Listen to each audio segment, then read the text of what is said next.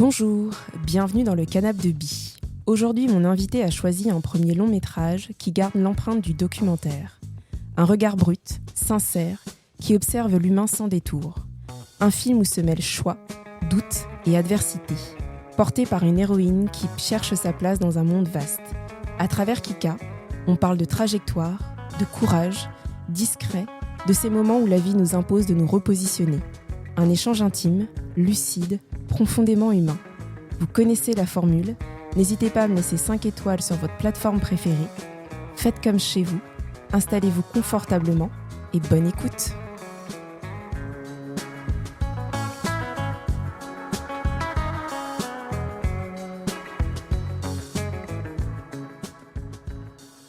Bonjour Cathy. Bonjour Bérénice. Je suis très contente de t'accueillir dans ce nouvel épisode pour commencer cette nouvelle année. Comment vas-tu ? Ça va très bien. Écoute, c'est une première fois pour moi ce podcast, mais voilà, ça va très bien. Merci pour l'invitation. Je t'en prie, merci d'être venue et pour ta participation. Avant de commencer à rentrer dans le vif du sujet, est-ce que déjà tu pourrais te présenter ? Oui, donc je m'appelle Cathy Emachoua, je suis chorégraphe, movement directeur et réalisatrice. Actuellement, j'enseigne, je donne des ateliers d'expression corporelle dans le centre de Paris. Des cours, des ateliers qui sont destinés vraiment à tout public. Et c'est en gros un peu les portes de la danse que j'ouvre aux personnes qui n'osent pas se mouvoir. Donc c'est vraiment un travail sur l'état, sur la justesse du mouvement et trouver à travers la respiration, le développement des sens, après tout un travail d'échauffement et d'éveil corporel, trouver en fait soit sa justesse de mouvement, trouver comment on peut se libérer à travers le mouvement. Waouh, très, très beau. Est-ce que déjà tu pourrais nous parler de la première fois ou l'une des premières fois où tu es allée au cinéma ? Eh bien, la première fois, je crois que je suis allée au cinéma, il me semble que c'était avec ma mère. Et je crois que c'était pour Le Roi Lion. Donc, il faudrait voir les dates. Peut-être que j'avais une dizaine d'années. Ok. Et je pense que c'était pour ce film de Disney. Ouais. D'accord. Et est-ce que tu te souviens du cinéma à peu près ou des émotions que tu as eues quand tu as vu le film ou quand tu es ressortie ? Déjà, c'était assez fou parce que quand on est jeune, on est tout petit. Le cinéma, c'est quand même le rapport de taille est très impressionnant. Donc de voir un dessin animé sur un grand écran, c'est toujours impressionnant. Ouais. Et je crois que c'était vraiment mon premier dessin animé, pratiquement, parce qu'on ne regardait pas beaucoup à la maison. Ok. Il faut savoir que je suis la dernière de la famille, donc ils avaient déjà fait pas mal de choses avant moi. Donc je suis arrivée un peu... J'ai beaucoup d'écart d'âge avec mes frères et sœurs. D'accord. Donc voilà, c'était plus à la télé, ce genre de choses, mais au cinéma, un dessin animé, je crois que c'était vraiment le premier. Donc c'était super impressionnant et très émouvant aussi pour l'histoire, cette histoire du Roi Lion et surtout du papa qui décède, ça touche toujours un petit peu. Ouais, et puis je trouve que c'est un film qui est assez intemporel. Oui, complètement, oui. Puis qui touche les enfants comme les adultes. Ouais, donc, exactement. Alors on va rentrer dans le vif du sujet. Du coup, est-ce que tu pourrais nous parler du film ou de la série qui a eu un impact dans ta vie ou en tout cas qui t'a percuté, qui t'a marqué ? Alors, il y a beaucoup de films ou de séries, mais c'est vrai que dernièrement, j'ai vu un film au cinéma, donc je ne sais pas s'il est encore à l'affiche, du coup, qui s'appelle Kika. Et c'est un film qui m'a vraiment bouleversée par rapport au chemin, en fait, la trajectoire de ce personnage principal. Oui. Je me suis retrouvée parce que j'ai eu vraiment le sentiment que c'est une personne qui était dans une routine de vie tout assez classique. Oui. Et qui, par amour, en fait, a voulu prendre le risque de vivre quelque chose, autre chose. Oui.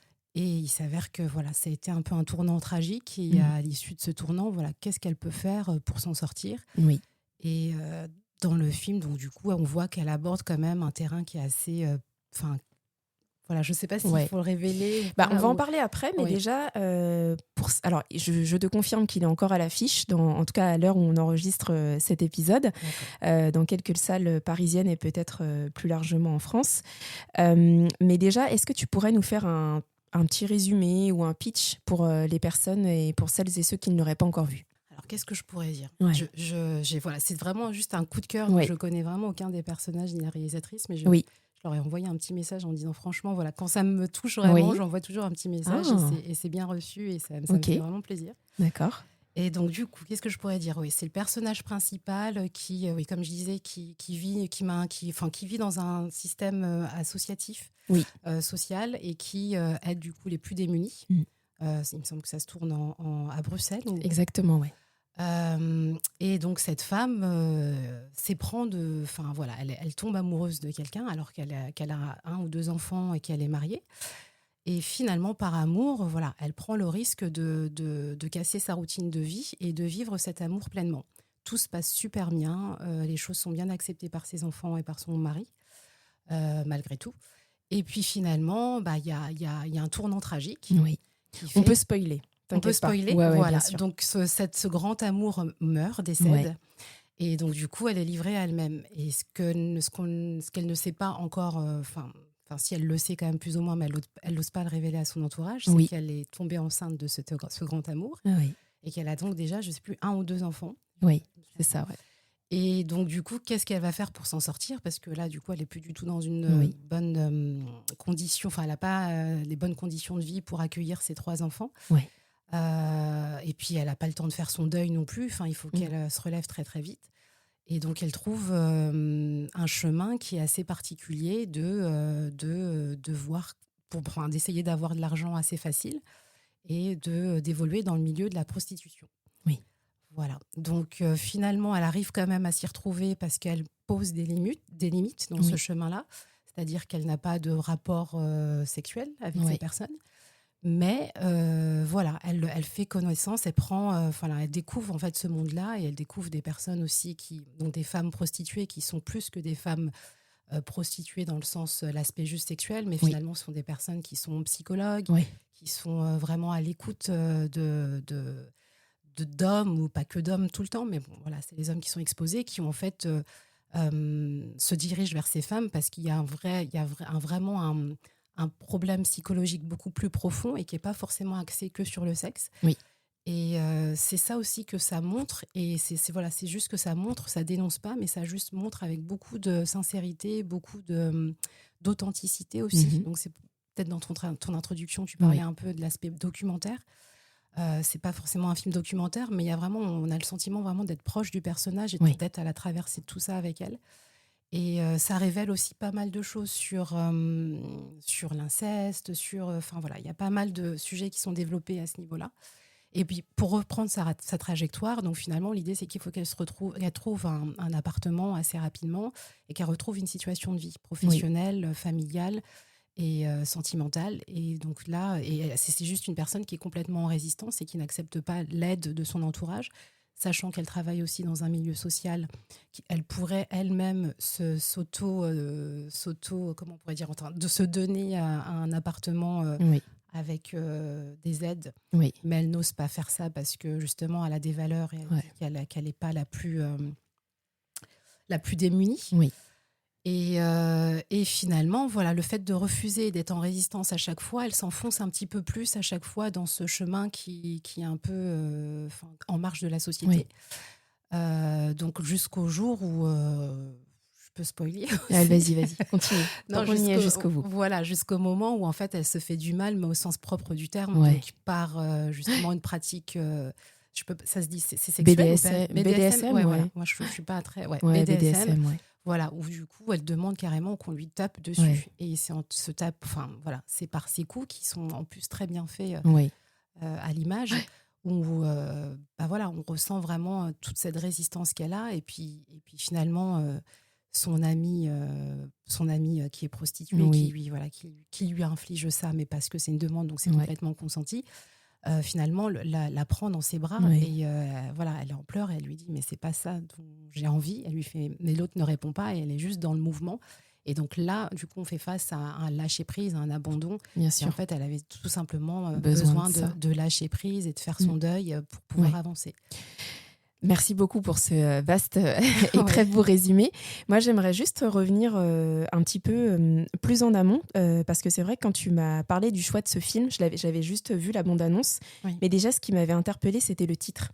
Moi, ça m'a beaucoup, même si on est complètement sur un autre sujet, alors là, on est plus sur des violences physiques, psychiques et sexuelles Mais en tout cas, sur le film de Pedro Almodovar, je ne sais pas si tu l'as vu, Kika. Je l'avais pas vu l'original. C'est vrai ? Ouais, non. Voilà. Du coup, je me suis posé la question si tu me parlais de ce film ou du film Kika qui vient de sortir. Et je ne sais pas si tu connais l'histoire en fait derrière l'origine de ce prénom, en tout cas pour le choix de ce film. Non, j'ai pas voulu chercher tout de D'accord. suite parce que j'ai voulu vraiment rester sur mon émotion et j'ai pas voulu chercher tout de suite voilà. à savoir pourquoi. Du coup, moi, je me suis renseignée. Oui. Et en fait, donc, la réalisatrice, donc, Alex Poukine, en fait, avait une amie qui s'appelait, une connaissance à elle qui s'appelle Kika, et elle aimait beaucoup ce prénom. Et à l'époque, en fait, quand elle a écrit ce film, parce que ça lui a pris à peu près 3 ans pour écrire ce film, elle était enceinte. Et du coup, elle se disait, bon, voilà, si j'ai une fille, j'aime beaucoup ce prénom, peut-être que je l'appellerai Kika. Et il s'avère qu'elle a eu un garçon. Et du coup, pour elle estime avoir accouché d'un autre projet, donc à savoir ce film. Et du coup, elle l'a intitulé Kika. Et pour aller plus loin du coup sur la réalisatrice et notamment la trajectoire du personnage principal dont tu évoquais, sa situation précaire, etc. La réalisatrice aussi, elle parle du fait qu'elle a connu une situation assez similaire quand elle était plus jeune, en tout cas avec sa fille. Du coup, elle s'est posé la question de marchandiser son corps ou pas. Elle s'est beaucoup posé la question et il s'avère qu'elle n'a pas eu à le faire parce qu'elle a touché un premier cachet d'un de ses documentaires. Donc, en tout cas, le film apparemment s'inspire à la fois de son histoire à elle et en même temps de l'histoire d'un de ses amis qui est travailleur social et aussi dominateur par ailleurs.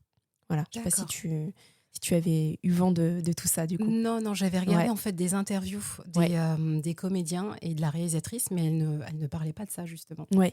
Mais non, j'avais pas cherché plus amplement. Ouais. C'est super intéressant du coup, elle s'est vraiment inspirée. Oui. D'où le côté du coup un peu plus authentique, documentaire, ça se ressent beaucoup dans le film. J'adore cette chanson. J'ai beau me dire... David. Kika. Tu fais quoi là? Je suis assistante sociale. J'ai rendez-vous avec madame, c'est ça? Allez, bonne journée, je t'aime. Rien ne t'efface. Je suis juste un tout petit peu enceinte. Mais comment ça, un tout petit peu?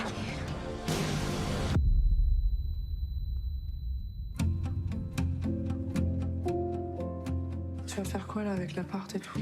Faut qu'on bouge d'ici la fin du mois. Y'a quelqu'un à qui tu peux emprunter de l'argent? Comment vous payez votre loyer? Bah je vends mes culottes sales. Ok, ça je vais pas le mettre dans le dossier.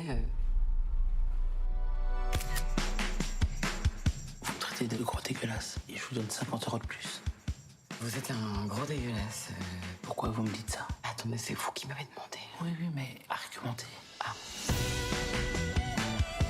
Tu débutes, c'est ça? Crachez-moi dessus. Tu dois mettre tes pratiques là. Golden shower, ball busting, paddle, spanking. Pardon, mais je parle pas très bien anglais. T'apprendras sur le tas. Pardon, excusez-moi. Non mais oh, vous me payez là. T'es pleine de boutons, t'es Mais attends, je vais pas là.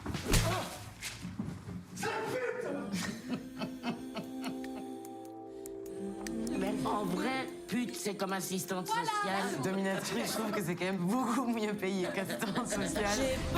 Je te vois et je m'inquiète pour la petite et je m'inquiète pour toi aussi. Je gère. C'est quoi que vous cherchez dans la douleur? Je cherche rien à la douleur. J'ai tout le temps mal. Mais ici au moins, j'ai qu'à dire un mot et ça s'arrête.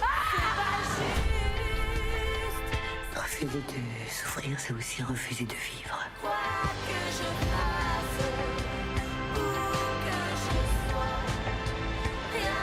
Ça va aller?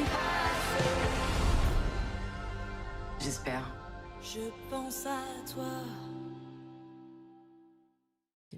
Moi, ça m'a beaucoup fait penser. Alors, quand j'ai vu comme ça la bande-annonce ou en tout cas l'affiche, ça m'a clairement fait penser à Pedro Almodovar. Oui. Je sais pas si les en tout couleurs, cas, les couleurs, vraiment le rouge, jaune, peut-être même aussi l'incarnation, tu vois, de la souffrance, mais qui est sublimée, en tout cas par les personnages. Parce que dans le film, je trouve qu'il y a des moments qui sont extrêmement difficiles, aussi bien quand du coup elle se pose la question d'avorter ou pas. Elle perd son mari, mais qu'à côté de ça, il y a des moments quand même un peu plus légers où avec sa fille, juste après le deuil, au moment du repas, elle est chez sa mère et son beau-père et elle rigole de la maniaquerie de son beau-père ou quoi que ce soit. Donc il y a quand même, je trouve, des petits moments de beauté ou en tout cas de subtilité, malgré la souffrance qu'elle peut avoir. Et à côté de ça, je trouve que le film, en tout cas, m'a beaucoup, beaucoup fait penser au documentaire Striptease. Ah oui, Ouais. oui, que j'ai vu à l'époque. Oui, Ouais. complètement. Ouais. Oui. Et je trouve que du coup, ça, en tout cas, moi, quand j'en suis ressortie, ça m'a donné comme une forme de... Ouais, j'avais eu l'impression de voir un documentaire et que c'était très réaliste, en tout cas. Oui. Est-ce que toi, il y a une scène ou une ou deux scènes qui t'a particulièrement marqué? Dans ce film, Oui. du coup, c'est vraiment la scène finale. Il y a cette finale, ouais. Ouais, c'est vraiment cette scène finale. C'est aussi, faut savoir aussi dans ce film, et justement, c'est peut-être ça aussi qui nous fait penser à Pedro Almodóvar. Oui. On suit plusieurs femmes, Ouais.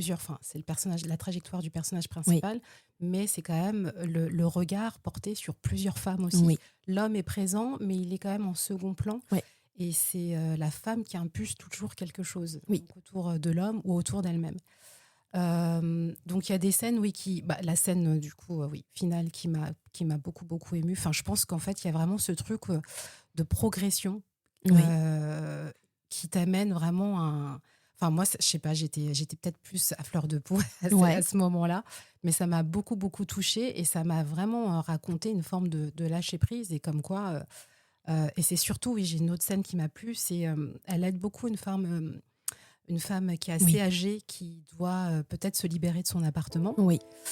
Et cette femme ressent des choses parce qu'elle a un don. Et à chaque fois, elle la met en garde. Donc, elle a senti qu'elle était enceinte, elle a senti que c'était le moment d'accepter de l'aide, de tendre la main, ce genre de choses.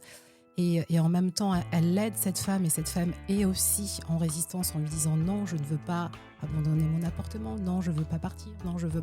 Enfin, à chaque fois, elle lui répond par le non. Et j'ai trouvé que c'était aussi un effet miroir qu'elle ne voyait pas, en fait, ce personnage. Intéressant. Ouais. C'est qu'elle aide quelqu'un qui est dans le refus et elle-même, elle doit être aidée et elle est dans le refus. C'est vrai. Donc en fait, elle plonge complètement. Et c'est pour ça que cette fin est d'autant plus.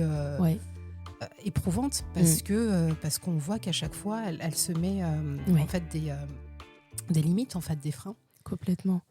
Mais en rebondissant sur ce que tu dis, moi ça m'a aussi fait, en tout cas, je sais pas si on peut dire élargir le spectre, mais avoir aussi un autre regard sur les travailleurs du sexe et notamment le BDSM. Parce que je trouve que c'est aussi un film qui démystifie un petit peu peut-être en tout cas certains préjugés qu'on peut avoir.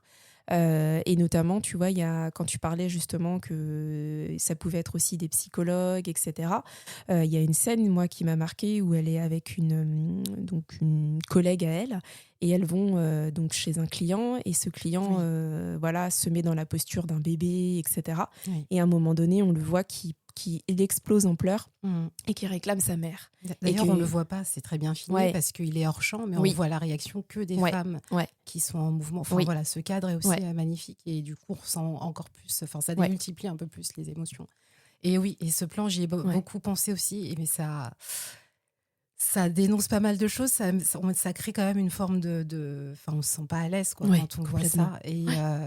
Et c'est là où on se dit merci quand même à ces femmes d'exister. Bien sûr. Parce que sans elles, ces hommes ne pourraient pas peut-être trouver une forme de lâcher prise et de psychologie et de je sais pas, peut-être qu'ils pourraient devenir des personnes, comment dire, parce que quand une personne a été victime d'agression sexuelle ou d'inceste, peut le devenir, donc peut-être par justement le fait d'avoir fait ce pas vers ces femmes-là, ça lui évite aussi de reproduire ce qu'il a vécu par son traumatisme. Donc c'est dans tout ça, je trouve que ça raconte énormément de choses et que ça a été super bien amené, autant dans l'écriture que dans sa vision, par son regard porté. Et quand tu l'as vu, est-ce que tu en as parlé autour de toi ? J'en ai parlé à une personne, je crois, mais j'étais tellement intense. Oui. Mais j'en ai parlé à une personne et puis après, j'ai arrêté. Et puis j'ai posté un petit peu et j'ai envoyé des messages aussi. Voilà, j'ai témoigné. Et tu dirais que comment ça a pu avoir un impact, ou en tout cas comment ça a pu te marquer dans les jours qui ont suivi, parce que c'est quand même assez récent en termes de sortie, mais voilà, quels effets tu pourrais dire que ça a pu avoir sur toi ? L'effet principal, je le redis encore, c'est le mot lâcher prise. C'est quand même un mot qu'on entend souvent et on ne sait jamais en fait comment faire pour lâcher prise. C'est vrai.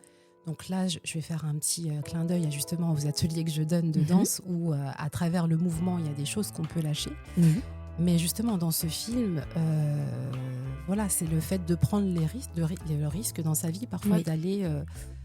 parce qu'on a toujours peur de l'inconnu. Donc peut-être de foncer dans le mur ou pas, parce qu'au début, en soi, elle a pris le risque de changer de vie par amour et tout fonctionnait bien. Et puis après, la vie fait que parfois, elle peut être ôtée.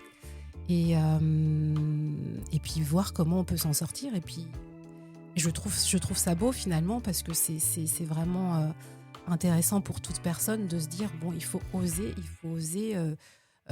sortir de son petit confort et de se risquer de devenir ce qu'on le souhaite être au plus profond de nous. Donc, du coup, être ou vivre. Et voilà, c'est en ça que ça m'a tenu quand même quelque chose à l'esprit. Et je me suis dit, je vais essayer d'avancer en osant, en lâchant prise un peu tous les jours, en faisant des choses qui me sont pas du tout habituelles dans mon quotidien. Ok. Et du coup, pour aller plus loin, est-ce que tu aurais des recommandations de films ou de séries autour de ce film ? Autour de ce film, c'est-à-dire est-ce qu'il y a une thématique en particulier que tu as retenue dans ce film et que donc du coup tu auras envie de nous partager des recommandations ? Alors, comme ça, là, ça ne me vient pas tout de suite. Moi, je peux te donner les miennes, par exemple. Donc du coup, moi, en tout cas, ce que ce film m'a évoqué au tout début, pour rester sur la thématique des travailleuses du sexe, ça m'a beaucoup fait... Alors, spontanément, comme ça, j'ai pensé à Anora. Dont l'actrice a été récompensée aux Oscars. Plus récemment. Ça m'a beaucoup rappelé une série qui s'appelle Le journal intime d'une call girl avec Billie Piper et qui en fait elle est secrétaire juridique le jour et elle devient escorte la nuit. Et on voit qu'en finale elle est un peu dans un dilemme parce qu'en même temps elle a son compagnon accepte et c'est assez compliqué, mais en tout cas on voit toute la trajectoire et je trouve que ça fait quand même plus d'une dizaine d'années que cette série est sortie, toujours disponible sur les plateformes. Elle est en ce moment sur Amazon et je trouve qu'elle est extrêmement bien faite, bien tournée, on n'est pas dans une caricature et justement ça te montre ce qui se passe aussi psychologiquement pour les clients, etc. Et en bien comme en mal, hein, mais je trouve ça hyper intéressant et puis les répercussions aussi que ça peut avoir du coup pour son entourage plus ou moins proche, parce que elle, on le voit au début avec son compagnon, après on le voit avec sa famille, comment elle se positionne, etc., sachant qu'elle a des hauts revenus en plus, donc voilà, il y a toute une histoire. En tout cas ça m'a fait penser à ça. Toujours dans la même thématique, il y a aussi The Girlfriend Experience, qui est en fait une étudiante en droit et elle est stagiaire et en fait petit à petit elle rentre aussi dans le monde de l'escorte du coup en fait afin de financer ses études, et pareil toujours aussi disponible sur les plateformes, et ça je trouve que c'est hyper intéressant. Et sinon, pour aller un peu plus loin, en tout cas sur la thématique de la femme précaire et qui se retrouve avec ses enfants, etc. Parce que je trouve que ça aussi, c'était quand même, en tout cas, une part pas majeure, mais assez dominante dans le film, en tout cas qui moi, m'a interpellée au début. C'est le film Pris de court avec Virginie Efira. Je ne sais pas si ça te parle. Non, celui-ci, je pense. Un très beau film que je vous conseille, vous qui nous écoutez. En fait, c'est une bijoutière qui vient s'installer à Paris. À la base, elle vient de Brest et elle vient s'installer à Paris. Et en fait, elle est embauchée justement dans une bijouterie. Et à la dernière minute, on lui dit qu'en fait, ça ne se fera pas. En fait, le contrat ne se fera pas. On ne va pas pouvoir l'embaucher. Et donc, du coup, elle va devoir trouver des solutions et elle va tomber dans un engrenage. Je vous en dis pas plus parce que le film est vraiment bien. Et Virginie Efira, une actrice que j'apprécie beaucoup, joue extraordinairement bien. Donc, voilà. Merci pour la recommandation. Je vais regarder. Mais alors, je suis un peu nulle pour les titres, mais ça me dit quelque chose aussi pour une femme précaire, pardon. Oui. Je pensais à un film qui est sorti avec, pareil, une actrice française qui avait reçu, qui était primée au César, qui est exactement un peu dans la veine de ce que tu viens de raconter pour le personnage de Virginie Efira. Est-ce que c'est Laure Calamy ? C'est bien ça, c'est celui-ci. Ouais, je vois. Je sais plus, je me souviens plus. Alors le titre, je me rappelle plus, mais je vois le film dont tu veux parler, ouais, voilà. Effectivement. Donc elle est en même temps femme de ménage Ouais. et en même temps, elle est à la recherche d'un emploi beaucoup plus stable. C'est ça. Et elle doit gérer ses enfants. Et c'est surtout qu'elle habite à la campagne, à pratiquement 1h30 de Paris, quoi. Ouais, c'est ça, ouais, tout à fait. Et est-ce que tu auras un autre film à nous recommander, ou en tout cas là qui te viendrait un peu plus spontanément? Ça me fait penser à Gloria, rien à voir, mais c'est Ouais. Gloria avec le film de John Cassavetes, avec Gena Rowlands, où elle est du jour au lendemain à la charge d'un petit, parce que elle est témoin d'un braquage, Oui. et donc du coup elle garde elle a la charge d'un petit, mais c'est pas du tout une femme qui avait envie forcément d'avoir des enfants, et là elle se sent en fait D'accord. le courage d'essayer de devenir une mère un peu protectrice avec cet enfant. Ok. C'est un ancien film, mais bon, c'est Ouais. juste dans le sens d'être à la charge de quelque chose Ouais. qui n'était pas forcément Prévu. prévu. D'accord. Alors le film dont tu évoquais avec Laure Calamy, c'est À temps plein. C'est ça. À plein temps, pardon. Ouais, Ok. À plein temps, ouais. Ouais. À plein temps. Du coup, il y a une question aussi que je pose assez régulièrement. C'est quel est le film ou la série dont tu ne te lasses jamais de regarder? Je crois que c'était Sex and the City. Ah, bah tu sais quoi, alors, c'est officiel et je le dis, je viens de terminer Sex and the City Ah ouais. hier. Ouais. Ah, ok. J'ai regardé ça sur 1 an. Et ouais, j'ai décidé de me faire toute la saison, enfin toutes les saisons, et j'ai terminé le dernier épisode hier soir. Ouais. Et il faut savoir que quand même, quand c'est sorti, je crois que c'était il y a 10-15 ans, je crois. Plus de 15 ans, ouais, Donc, ça date. Ouais. Pour l'époque, quand même, Ouais. c'était fou. Donc, Exactement. Et moi, je me souviens, j'ai regardé ça le soir très tard à la télé. Oui. Et j'étais ado, pré-ado, et je ne comprenais pas tout ce qu'elle vivait, Ouais. tout ce qu'elle traversait, parce que j'étais trop jeune pour le Ouais. comprendre, et c'était super osé. Oui. Puis même de proposer ça à la télé en France aussi. Ouais. C'était, Pour l'époque, en tout pour cas, de l'époque, diffusion. Ouais. Donc, je pense qu'à chaque fois, alors je vais pas consciemment aller chercher les épisodes et tout ça, mais quand il y a un épisode que je vois qui passe, je me dis, ouais, j'aime bien, parce que je crois que je les connais pratiquement tous. Oui. Et ça me fait toujours rire, ces 4 personnages. J'adore. Ouais. Est-ce qu'il y a un épisode qui t'a plus particulièrement marqué, ou un personnage? J'ai l'impression qu'on se retrouve quand même un peu toutes finalement dans chacune des personnages. Comme ça, je pourrais dire que je serais plutôt une Miranda. Ok. Mais après, j'ai ce côté aussi rêveur de Charlotte. Ouais. Quand ça m'arrive, j'aime bien aussi être sapée, bien apprêtée, Oui. comme Carrie. Oui. Et après, Samantha, quand même, elle a un high level. Donc, Ouais. je ne pense pas être comme elle, mais j'aimerais avoir cette liberté de ton, Ok. de vie. Et voilà. Donc, c'est... Ok. D'accord. Alors, on va passer à la question de la fin.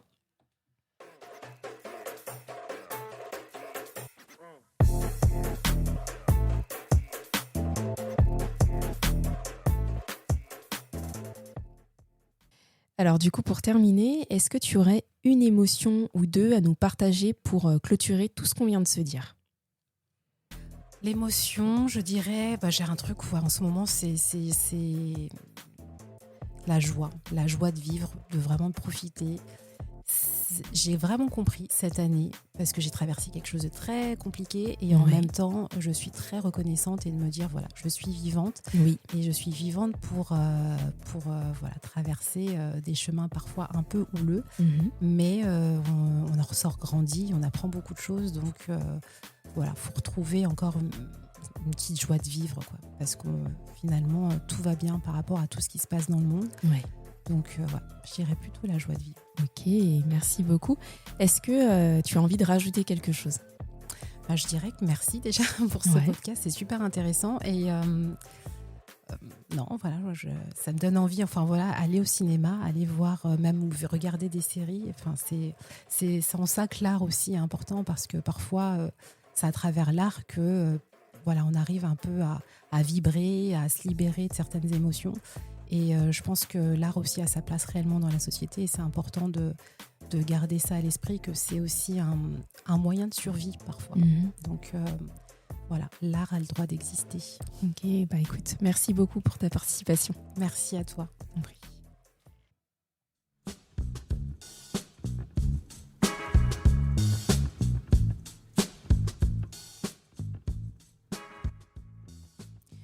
J'espère que cet épisode a résonné avec votre histoire, vos émotions, N'hésitez pas à venir échanger avec moi sur Instagram en DM ou en commentaire. À très vite pour le prochain épisode.